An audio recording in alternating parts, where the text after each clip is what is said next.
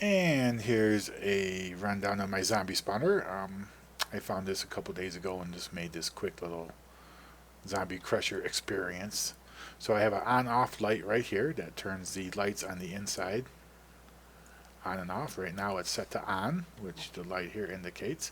So if I turn it off, it turns off all the lights inside the spawner, and you can see the zombies starting to spawn already. So we'll get this covered back up.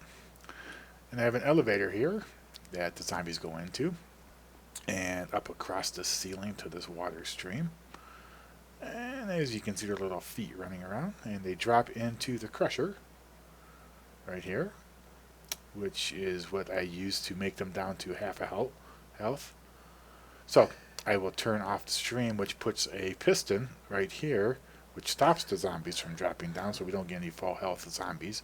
So you can see a zombie right there walking, and he stops dead in his tracks by the piston.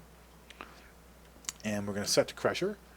And the crusher just kills them to a point where they're down to half a heart, which is a 1 or 2 hit kill. And once they're done, I have a looting sword we can use, but we're going to use stone. So you just hit him a couple times.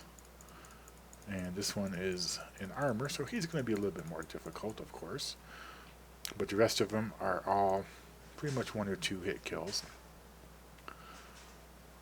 So we got more zombies coming down.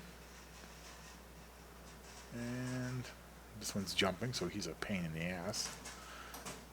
So we got zombies. More coming on their way. As you can see, they're coming up the elevator. It's a pretty good spawner. It gives out a decent amount of zombies. So once we get these zombies in here, we're going to close the trap, which hits the piston, hit the crusher.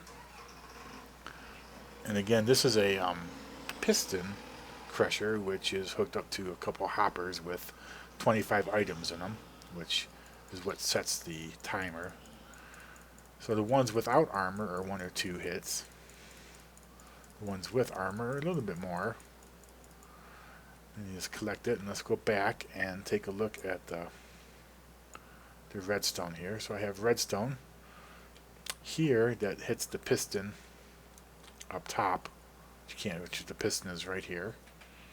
Back here is the hopper timer. It's got 25 items in it, which the items go back and forth between the hoppers, which then moves the redstone block to here, which runs all of the pistons and everything like that. So that is my system I use for experience, which is a little bit more easier than a drop or just hitting him with a sword, which breaks your sword.